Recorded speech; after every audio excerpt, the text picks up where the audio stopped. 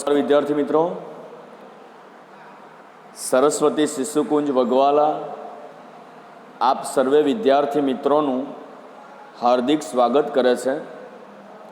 Standard 10 English medium, subject Sanskrit, video number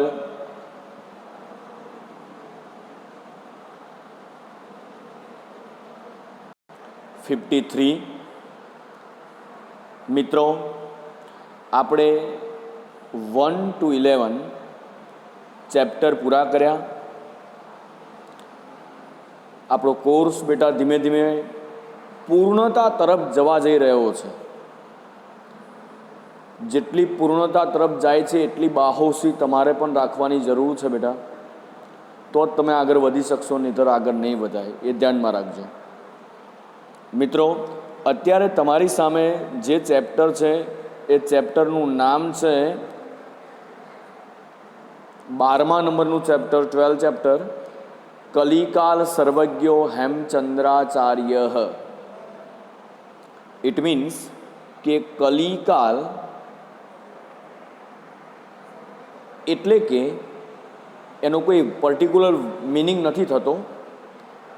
કલિકાલ એટલે કલિકાલ જ, એટલે કે કળિયુગનો કાળ, કળિયુગનો સમય, એવું એનો સામાન્ય અર્થ થાય.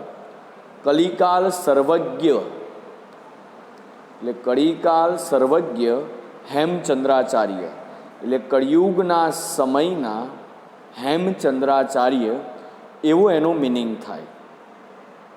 તો પ્રશ્ન એ થાય કે આ હેમચંદ્રાચાર્યને કલિકાલ સર્વજ્ઞ એવું નામ કેમ આપવામાં આવ્યું? તો મિત્રો, હેમચંદ્રાચાર્ય બેટા સંસ્કૃત સાહિત્યમાં એટલું મોટું યોગદાન આપ્યું એમણે કે એમણે ત્રિષષ્ટિ શાલાકા પુરુષ રચિતમ ચરિતમ એક ગ્રંથ, બીજો દ્વાશ્રય કાવ્યમ, આ બે ગ્રંથ કે જેને એમ કહેવાય છે કે અમર સાહિત્યિક કૃતિ કહેવામાં આવે છે, કે જે કળિયુગમાં આ બે ગ્રંથો અમર છે. કેવી રીતે અમર છે? તો આપણને ખબર છે બેટા, 2020-21માં તમે જોઈ શકો છો કે દરેક દેશો ઉપર વિપત્તિ અને આપત્તિના વાદળો ઘેરાઈ રહ્યા છે. શાંતિના કોઈ પણ પ્રકારના વમળો આપણને દેખાતા નથી. તો આવા સમય શાંતિની જરૂર છે. તો શાંતિ ક્યાં મળશે? તો શાંતિ કોઈક એવા ગ્રંથોમાંથી જોવા મળશે કે જે ગ્રંથોનું પઠન પાઠન અને અનુસરણ કરવામાં આવે તો એ ગ્રંથો તમને શાંતિ આપશે. તો આ બે ગ્રંથો છે ત્રિષષ્ટિ શલાકા પુરુષ રચિતમ એક ગ્રંથ, બીજો છે દ્વાશ્રય કાવ્યમ, આ બીજો ગ્રંથ. આ બંને ગ્રંથ એવા છે કે માણસને શાંતિ આપી શકે એટલા એવા છે. તો આ બે ગ્રંથ રચ્યા એટલું જ નહીં, પણ જેમણે કાવ્યાનુશાસનમ, શબ્દાનુશાસનમ અને છંદોનુશાસનમ એવા 3 અનુશાસનત્રયી એવા 3 ગ્રંથોની એમણે રચના કરી, જેના કારણે એમને કલિકાલ સર્વજ્ઞો તરીકે ઓળખવામાં આવે છે. તો આ વ્યક્તિ છે એ કળિયુગનો કેવો છે? તો કહે છે કે કળિયુગનો બહુ મહાન વ્યક્તિ ગણવામાં આવે છે. તો આ ગ્રંથનું તમે પઠન પાઠન કરો ત્યાર પછી જ તમને બેટા ખબર પડે કે આ હેમચંદ્રાચાર્ય શું વ્યક્તિત્વ હતો. હવે જુઓ બેટા, આપણે એના મેઇન ટેક્સ્ટ ઉપર જઈએ. તો આપણું મેઇન ટેક્સ્ટ શું કહે છે સમજીએ. તો મેઇન ટેક્સ્ટમાં તમને સૌ પ્રથમ એક ચિત્ર જોવા મળે છે, જે ચિત્ર પરથી તમને ખ્યાલ આવવો જોઈએ બેટા કે ચિત્ર તમને કંઈક ઋષિ મુનિનું ચિત્ર હોય એવું લાગે છે, અને ઋષિ મુનિ કયા ધર્મના છે એવું પણ તમને ખ્યાલ આવવો જોઈએ. સફેદ વસ્ત્ર ધારણ કર્યા છે, તો આ સફેદ વસ્ત્ર ધારણ કરનારા વ્યક્તિ કયા ધર્મના હશે એ તમને ખ્યાલ આવી ગયો હશે. તો એ જૈન સાધુ છે. કોણ છે? તો ટાઇટલમાં જોયું કે હેમચંદ્રાચાર્ય. મિત્રો, ફર્સ્ટ છે વિક્રમસ્ય દ્વાદશાયામ શતાબ્દ્યામ. વિક્રમ સંવત આપણે શબ્દ બોલીએ છીએ બેટા. રાજા વિક્રમ થઈ ગયા, જ્યારથી વિક્રમ રાજા થઈ ગયા, જન્મ્યા ત્યારથી વિક્રમ સંવત તરીકે ઓળખવામાં આવે છે. તો વિક્રમસ્ય દ્વાદશાયામ, દ્વા એટલે બે, દશ એટલે 10, 10 ને 2 કેટલા થાય? 12. તો વિક્રમ રાજાની 12મી શતાબ્દીમાં સિદ્ધરાજ જયસિંહ, સિદ્ધરાજ જયસિંહે માલવ વિજયમ કૃતવાન. સિદ્ધરાજ જયસિંહે માલવ રાજ્ય ઉપર વિજય મેળવ્યો.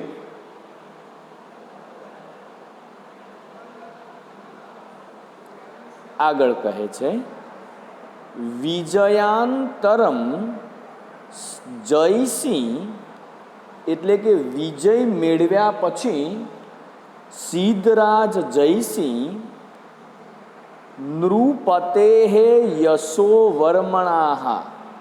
સિદ્ધરાજ જયસિંહ એ પોતે માલવ રાજ્ય ઉપર, માલવ સ્ટેટ ઉપર જ્યારે વિજય મેળવવા જાય છે, તો એ જગ્યાએ એ રાજ્યનો રાજા કોણ હતો? તો કહે છે કે નૃપતેઃ યશોવર્મણઃ. રાજા યશોવર્મણ એ કોણ હતા? તો એ પોતે એ રાજ્યના રાજા હતા. તો એ રાજ્યના રાજાને એમણે હરાવી દીધા. પછી શું કરે છે? સર્વમ ધનમ ગ્રહિત્વા, બધી જ પ્રકારનું ધન લઈને અણહલીપુરમ પ્રત્યમ આગચ્છત. અનહલીપુર એટલે અત્યારે પ્રેઝન્ટમાં જે પાટણ કહીએ છીએ તે, એ પાટણમાં પ્રત્ય આગતવાન પાછા આવે છે. ધનેન સહ તત્રત્ય ગ્રંથાગારો અપી તસ્ય હસ્તગતઃ જાતઃ. ધનેન સહ, ધન સાથે, તત્રત્ય ત્યાં, ગ્રંથાગારો અપી પુસ્તકાલય પણ, તસ્ય હસ્તગતઃ તેના હાથમાં આવી ગયો. એટલે એની સાથે એ રાજ્ય સાથે યુદ્ધ કર્યું. યુદ્ધમાં યશોવર્મણ રાજાને હરાવી દીધો. એ રાજ્યનું ધન તો એણે લઈ જ લીધું સિદ્ધરાજ જયસિંહે, પરંતુ એ રાજ્યમાં એક લાઇબ્રેરી હતી, એક પુસ્તકાલય હતું. એ પુસ્તકાલય પણ એણે શું કર્યું? પોતાના હાથમાં એણે લીધું. અને એ પુસ્તકાલયમાં અસ્મિન ગ્રંથાગારે, આ પુસ્તકાલયમાં બહવો અનુપમાઃ ગ્રંથાઃ આસન. બહવો પુષ્કળ, અનુપમાઃ એટલે કે આશ્ચર્યચકિત કરે તેવા, પુષ્કળ આશ્ચર્યચકિત કરે તેવા ગ્રંથાઃ આસન, ગ્રંથો જોવા મળ્યા. તેસુ ભોજેન, તેમાં રાજા ભોજે વિરચિતમ રચેલા સરસ્વતી કંઠાભરણ નામના પ્રસિદ્ધ સરસ્વતી કંઠાભરણ નામનું પ્રસિદ્ધ ભોજ વ્યાકરણમ અપી એકતમમ આસીત. સરસ્વતી કંઠાભરણ નામનું એક ભોજ વ્યાકરણ પણ જોવા મળ્યું. એટલે એ રાજ્યમાં માત્ર અને માત્ર એને પૈસા જ લીધા છે એવું નથી, પણ એક પુસ્તકાલયમાં આખું પુસ્તકાલય પોતે લઈ લીધું અને એ પુસ્તકાલયમાંથી એક પુસ્તક એને જોવા મળ્યું કે જે પુસ્તક કોણે લખ્યું હતું? ભોજ રાજાએ, રાજા ભોજે. અને એ રાજા ભોજે લખેલું પુસ્તકનું નામ છે સરસ્વતી કંઠાભરણ નામનું એક વ્યાકરણ છે. તો એ વ્યાકરણ ગ્રંથ એના હાથમાં આવ્યો. હવે એ વ્યાકરણ ગ્રંથ એના હાથમાં તો આવે જ છે, પણ જોડે જોડે એને પોતાના મનમાં થાય છે. શું થાય છે એ સાંભળો. એકદા સિદ્ધરાજ, એટલે કે એક દિવસ સિદ્ધરાજ જયસિંહ, એકદા સિદ્ધરાજ વિચાર પંથમ આરૂઢ, એટલે કે એક દિવસ રાજા સિદ્ધરાજ પોતે માલવ રાજ્ય ઉપર વિજય મેળવ્યો. ત્યાર પછી વિચાર પંથમ આરૂઢ, પોતે વિચાર કરવા લાગ્યો. શું વિચાર કરવા લાગ્યો? સહ અચિંતયત, તે ચિંતા કરવા લાગ્યો કે માલવ વિજયેન અહમ ધનસ્ય સ્વામિત્વમ પ્રાપ્તવાન. માલવ વિજય અહમ, મેં મેળવ્યો, મેં માલવ વિજય મેળવ્યો. તો આ માલવ વિજય મેળવ્યા પછી ધનસ્ય સ્વામિત્વમ પ્રાપ્તવાન, મેં શું કર્યું? તો ધનના સ્વામિત્વમ પ્રાપ્તવાન, હું ધનનો, પૈસાનો સ્વામી બની ગયો. ઇટ મીન્સ કે મેં જેવું ધન મેળવ્યું એટલે હું એ ધનનો સ્વામી બની ગયો. તસ્ય ગ્રંથાગારઃ અપી, તેના પુસ્તકાલયમાં પણ મયા પ્રાપ્ત, તેનો પુસ્તકાલય પણ મને પ્રાપ્ત થયો. મેં માલવ રાજ્યનું વિજય મેળવ્યો તો મને પૈસા તો મળ્યા જ છે, પણ જોડે જોડે શું મળ્યું મને? તો કહે છે કે મને પોતાને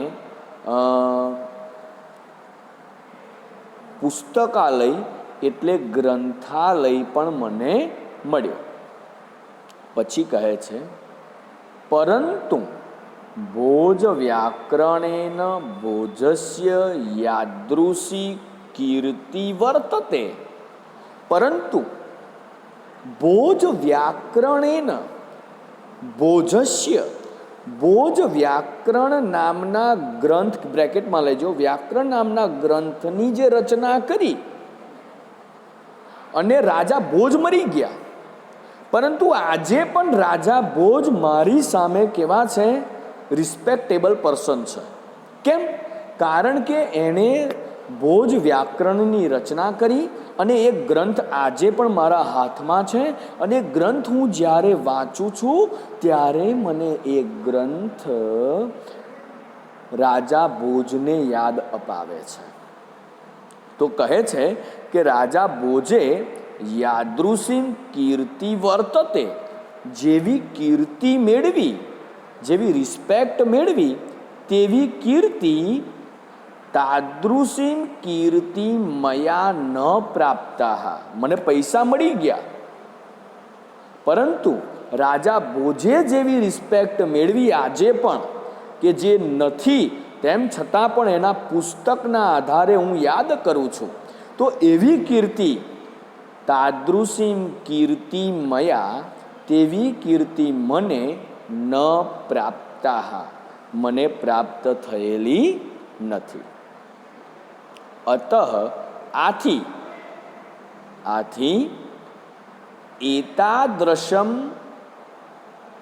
એતાદ્રશમ કિમ અપી કરણીયમ, આથી એતાદ્રશમ આવું, કિમ અપી કરણીયમ આવું કેવી રીતે હું કરું કે જેનાથી યેન મદીયઃ કીર્તિરપી, મદીયઃ એટલે મારી, કીર્તિ પણ તાદૃશીમ ભવેત તેના જેવી બને.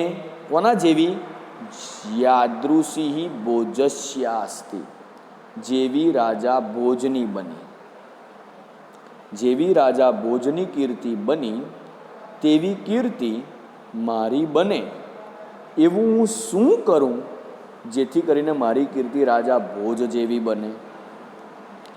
તો અહીં સુધી બેટા તમને સમજ પડી હશે કે સિદ્ધરાજ જયસિંહ, રાજા સિદ્ધાર્થ જયસિંહે માલવ રાજ્ય ઉપર શું કર્યો? વિજય મેળવ્યો. માલવ રાજ્યના રાજાનું નામ શું છે? યશોવર્મણાહ. શું નામ છે? યશોવર્મણાહ. તો યશોવર્મણને પરાસ્ત કરી દીધો અને એ રાજ્ય ઉપર એમણે પોતાનું અધિકાર જમાવ્યો. તો એની અંદરથી એના એ રાજ્યના પૈસા પણ પુષ્કળ મળ્યા. જોડે જોડે એ રાજ્યમાં રહેલું પુસ્તકાલય પણ, લાઇબ્રેરી પણ એને મળી. તો એ લાઇબ્રેરી લીધા પછી એમણે પોતે એક પુસ્તક એના હાથમાં આવે છે. જે પુસ્તકના રચયિતા કોણ છે? તો કે રાજા ભોજ છે. અને ભોજે સરસ્વતી કંઠાભરણ નામનો પ્રસિદ્ધ ગ્રંથ રચ્યો. અને એ સરસ્વતી કંઠાભરણ નામના પ્રસિદ્ધ ગ્રંથથી એના મનમાં એક વિચાર આવ્યો. એ વિચાર એ હતો કે એને પોતાનું જે રાજ્ય હતું એ રાજ્યમાં ધન તો મળી ગયું, પુસ્તકાલયમાંથી જે ગ્રંથ મળ્યો રાજા ભોજને જોઈ, અને રાજા ભોજ તો મરી ગયા છે, તેમ છતાં પણ આજે પુસ્તકના આધારે રાજા ભોજને સરસ્વતી સિદ્ધરાજ જયસિંહ પોતે એને યાદ કરે છે. મિત્રો, આ જોઈ અને સિદ્ધરાજ જયસિંહને યાદ આવે છે, વિચાર કરે છે કે આજે રાજા ભોજ હાજર નથી, તેમ છતાં પણ એ વ્યક્તિને હું યાદ કરું છું, તો હું કેમ એમના જેવું ન કરું કે હું કદાચ મરી જાઉં તો પણ આ સમાજ મને યાદ કરે, એવું હું શું કામ ન કરું? એમ વિચારી અને પોતે પોતાના મનમાં વિચાર કરતાં કરતાં એક ઋષિ મુનિ જોડે જાય છે. કયા ઋષિ મુનિ જોડે જાય છે એનું વર્ણન તમને આવતા વિડીયોમાં જોવા મળશે બેટા. તો અહીંયા આગળ તમારી સામે આ એક એ છે, જોઈ લીધું તમે, બરાબર, સમજી ગયા હશો. હવે એની મેં એક ગ્લોસરી પણ મૂકી છે, જોઈ શકો છો બેટા. તદુપરાંત મેં એનું આ ટ્રાન્સલેશન પણ મૂક્યું છે, એ તમે જોઈ શકો છો. તદુપરાંત આપણે એનું હોમવર્ક અત્યારે આપણે જોઈ લઈએ. તો હોમવર્કમાં તમે જોઈ શકો છો કે શબ્દરૂપાનામ પરિચયમ જ્ઞાત્વા, બરાબર, એ શબ્દરૂપનો પરિચય આપણે મેળવવાનો છે. તો નામરૂપ ટૂંકમાં આપણે ઓળખાવવાનું છે. શતાબ્દ્યામ, એમાં મૂળ શબ્દ છે શતાબ્દી. ઈકારાંત સ્ત્રીલિંગ થાય તો મોટી ઈકારાંત સ્ત્રીલિંગના નામરૂપ કોના જેવા થાય? નદી. તો નદીમાં અહીં છે શતાબ્દ્યામ, તો પેલામાં આવશે નદ્યામ. તો નદ્યામ કઈ વિભક્તિ, કયું વચન બેટા? તો સપ્તમી વિભક્તિ એક વચન, બરાબર છે. પછી છે નૃપતેઃ, એમાં મૂળ શબ્દ કયો છે? નૃપતિ એટલે રાજા. તો નાની ઈકારાંત પુલ્લિંગ થાય, તો નાની ઈકારાંત પુલ્લિંગના નામરૂપ કોના જેવા થાય? ભૂમિ જેવા. તો ભૂમિ ભૂમાયઃ, તો ભૂમિમાં ભૂમેહે, અહીં નૃપતે હે છે તો પેલામાં આવશે ભૂમેહે. કઈ વિભક્તિ કયું વચન? પંચમી વિભક્તિ ષષ્ઠી વિભક્તિ એક વચન. બરાબર. પછી છે ધને ન, એમાં મૂળ શબ્દ કયો છે? ધન. તો અકારાંત નપુંસકલિંગ થાય તો અકારાંત નપુંસકલિંગના નામરૂપ કોના જેવા? ફલમ જેવા. બરાબર છે. તો અહીંયા આગળ ધને ન તો પેલામાં આવશે ફલે ન, તો તૃતીયા વિભક્તિ એક વચન થાય. બરાબર. પછી છે ગ્રંથાગારો અપી, એમાં મૂળ શબ્દ કયો છે બેટા? ગ્રંથાગાર. બરાબર. પછી છે ગ્રંથાગાર અકારાંત પુલ્લિંગ, તો અકારાંત પુલ્લિંગના નામરૂપ કોના જેવા થાય? જનહ જેવા. તો અહીંયા આગળ જને, અહીં ગ્રંથાગારે તો પેલામાં જને કઈ વિભક્તિ? સપ્તમી વિભક્તિ એક વચન. બરાબર. પછી છે ગ્રંથા નામ, એમાં મૂળ શબ્દ છે ગ્રંથ. બરાબર છે. અહીં ગ્રંથાગારે એટલે લાઇબ્રેરી બેટા, અને ગ્રંથા નામ એટલે બુક. બરાબર છે, બુકની વાત છે. તો અહીંયા આગળ ગ્રંથા નામ, તો એમાં મૂળ શબ્દ છે ગ્રંથ, અકારાંત પુલ્લિંગ બને તો અકારાંત પુલ્લિંગના નામરૂપ કોના જેવા થાય? જનહ જેવા. તો અહીં ગ્રંથા નામ તો પેલામાં આવશે જના નામ. બરાબર છે. તો ષષ્ઠી વિભક્તિ બહુવચન. બરાબર. આચાર્ય વર્યાહા, એમાં મૂળ શબ્દ છે આચાર્ય વર્ય. બરાબર. તો અકારાંત પુલ્લિંગ બને, અકારાંત પુલ્લિંગના નામરૂપ કોના જેવા થાય? પ્રથમા વિભક્તિ. અહીં આચાર્ય વર્યાહા તો પેલામાં આવશે જનાહા. જનહ જનો જનાહા તો પ્રથમા વિભક્તિ કયું આવશે બેટા? બહુવચન. બરાબર. તો આ તમારી એ થઈ ગઈ. પછી છે હોમવર્કમાં બીજું છે, જુઓ સંધિ. ગ્રંથાગારો અપી, ગ્રંથાગારો અપી તો ગ્રંથાગારઃ પ્લસ અપી. બરાબર. કીર્તિરેવ વર્તતે, તો જુઓ અહીંયા આગળ રકાર છે એનો અર્થ થાય ર મૂકીએ. બરાબર. તો કીર્તિહિ વર્તતે. બરાબર. પછી છે વ્યાકરણમપ્યસ્તિ, વ્યાકરણમ પ્લસ અપી પ્લસ અસ્તિ. બરાબર. પ્રાકૃત ભાષાણામ ચ, પ્રાકૃત ભાષાણામ પ્લસ ચ. બરાબર. પછી છે લબ્ધજનીર અયમ. આ બેટા તમે જ્યારે બોલો ને, આનું પ્રોનાઉન્સિએશન તમે કરો ત્યારે જ બેટા તમને મોઢામાંથી સંધિ છૂટી પડી જ જાય છે. લબ્ધજનીર અયમ, પાછળ અયમ શબ્દ આવે છે, તમને બોલી ગયું. બરાબર છે. તો અયમ શબ્દ આવ્યો તો ત્યાંથી સંધિ છૂટી પડી જાય. બરાબર છે. પછી આગળ છે કૃદંત ઓળખાવો. શું ઓળખાવાના છે? કૃદંત ઓળખાવો. હા, કૃદંત ઓળખાવાના નથી, ધ્યાનમાં આપજો બેટા. રેખાંકિત પદાનામ સ્થાનમ કર્તરી ભૃત કૃદંતસ્ય યોગ્ય રૂપમ મૂકો. રૂપમ લિખત એટલે મૂકો. બરાબર છે. એટલે કે રેખાંકિત પદસ્ય, તમને જ્યાં આગળ રેખા આપેલો અંડરલાઇન કરેલો જે વર્ડ હોય એને કર્તરી ભૃત કૃદંતમાં કન્વર્ટ કરવાનો છે. તો પ્રત્યાગચ્છત, પ્રત્યાગચ્છત છે તો એનું કર્તરી ભૃત કૃદંત શું થાય? વાન વતી અને વત પ્રત્યે લગાડવાનો, તો પ્રત્યાગતવાન થશે. બરાબર છે. પછી છે અચિંતયત, તો ચિંતિતવાન થશે. બરાબર છે. પછી છે ત્રીજો છે અગચ્છત છે તો એને કર્તરી ભૃત કૃદંત લગાડીએ તો ગતવાન થાય. બરાબર. પછી છે અરચયન, તો રચિતવંત. બરાબર છે. પછી છે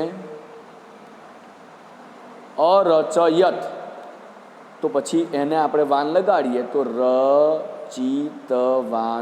બરાબર છે. પ્રશ્ન એ થાય કે બેટા તમે એમ કહેશો કે આ અ છે, આ અ છે, એ બધા અ કઈ જતા રહ્યા? તો બેટા તમને ખબર છે કે એ અ ખાલી માત્ર ને માત્ર પાસ્ટ ટેન્સ દર્શાવવા માટે આવતો અ છે. તો મિત્રો તમને ત્યાં આગળ પાસ્ટ ટેન્સ દર્શાવતો હોય તો જે સમયે તમે પાસ્ટ સેન્સમાંથી બીજા ટેન્સમાં કન્વર્ટ કરો અથવા બીજા કૃદંતમાં કન્વર્ટ કરો તો શું થાય? યસ, તો એ જગ્યાએ તમારું રિમૂવ થાય અને ત્યાં આગળ તમે જે કૃદંત વાપરતા હોય, જે ટેન્સ વાપરતા હોય એમાં તમે આવીને ઊભા રહો છો. બરાબર? તો એટલું ક્લિયર કર્યું. પછી છે બેટા તમારું છે ટ્રાન્સલેશન વાક્યાની રચયત. બરાબર? તો અહીંયા આગળ વાક્યાની રચયત જે શબ્દ આવે બેટા, એ શબ્દમાં જુઓ સંસ્કૃત વાક્યમાં એની રચના કરવાની છે. સંસ્કૃત વાક્યમાં જ્યારે રચના કરવાની થાય તો તમારા પેલા ક્રિયાપદોનો પરિચય તમને ધ્યાનમાં હોવો જોઈએ. પહેલી વાર નામરૂપ ક્લિયર હોવું જોઈએ. બરાબર છે? તો જ આની અંદર બેટા ખબર પડશે, નહીંતર ખ્યાલ નહીં આવે. ચિંતામણી એકઃ કોશ ગ્રંથ અસ. બરાબર છે? એટલે કે ચિંતામણી એકઃ કોશ ગ્રંથ અસ્તિ લખ્યું છે બેઠે બેઠું બેટા, પણ પાછળ અસ શબ્દનું રૂપ મૂક્યું અસ્તિ. અસ્તિ એટલે છે. બરાબર? પછી છે હેમચંદ્રાચાર્ય કમ્પોઝ અનપેક્ટ. બરાબર? ઇટ મીન્સ કે હેમચંદ્રાચાર્ય એકઃ મહાકાવ્ય રચ. રચ એટલે રચ્યું. તો જુઓ અહીંયા આગળ છે હેમચંદ્રાચાર્ય એકઃ મહાકાવ્ય રચ. તો એનું સંસ્કૃત શું કર્યું બેટા? તો કહે છે કે હેમચંદ્રાચાર્ય એકમ મહાકાવ્યમ રચિતવાન. બરાબર છે? ક્રિયાપદમાં જ બેટા જે વબ છે એ વબમાં જ ફેરફાર થાય છે. રચિતવાન એટલે કર્તરી ભૂત કુદન ત્યાં આગળ મૂક્યું એમણે. બરાબર છે? પછી છે ત્રીજો છે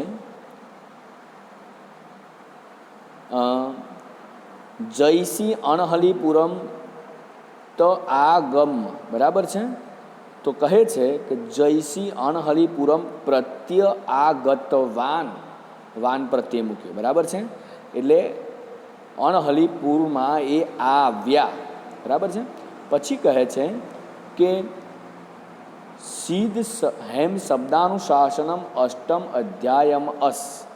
બરાબર છે? તો સિદ્ધ હેમ શબ્દાનુશાસન અષ્ટ અધ્યાય અસનો અર્થ થાય છે સંતિ. બરાબર? સંતિ એટલે બહુવચનનું રૂપ એમણે મૂક્યું છે. પછી છે પાંચમું છે વન સિદ્ધ જયસિંહ એકદા વિચારકૃત. એટલે કે જયસિંહ એકદા વિચારમ કૃતવાન. હંમેશને માટે બને ત્યાં સુધી કોઈ પણ સંસ્કૃત ટ્રાન્સલેશન કરવામાં આવે તો એમાં એનું વબ છે એ વબને ખાસ ધ્યાન રાખવું પડે. વબમાં આપણે જોયા એક એક સેન્ટેન્સમાં કર્તરી ભૃત કૃદંતના પ્રત્યયો જ આપણે જોયા. તો કર્તરી ભૃત કૃદંતના જ્યારે પ્રત્યયો આપણે જોઈએ બેટા, તો હંમેશને માટે વબમાં તેમણે આવું કર્યું, તેમણે આમ કર્યું, તેમણે ખાધું, તેમણે રમ્યા, તે કૂદ્યા. બરાબર છે? આવું જ્યારે થાય ત્યારે કર્તરી ભૃત કૃદંતનું રૂપ લેવામાં આવે છે બેટા. તો તે સમયે તમારે વાન, વતી અને વતમાંથી કોઈ પણ પ્રત્યય તમારે લગાડવાનો રહે છે. તો મિત્રો તમને આની અંદર ખ્યાલ આવ્યો હશે. ન ખ્યાલ આવ્યો હોય તો નામરૂપ, વબ, કર્તરીભૂત કૃદંત, કારક વિભક્તિ, આટલી વસ્તુ તમે ક્લિયર કરશો તો જ આની માં ખ્યાલ આવશે, નહીંતર ખ્યાલ નહીં આવે બેટા. બરાબર? તો મિત્રો આશા છે કે તમને આ હોમવર્કમાં તમને ખ્યાલ આવ્યો હશે, આ ચેપ્ટરમાં પણ ખ્યાલ આવ્યો હશે. બરાબર છે? તો એનું રેગ્યુલર નોટબુકમાં હોમવર્ક, ગ્લોસરી અને ટ્રાન્સલેશન લખી PDF બનાવી અને તેનું હોમવર્ક ગ્રુપમાં મોકલવા નમ્ર ભાવે વિનંતી. એ જ અભ્યર્થના સાથે જય હિન્દ, જય ભારત.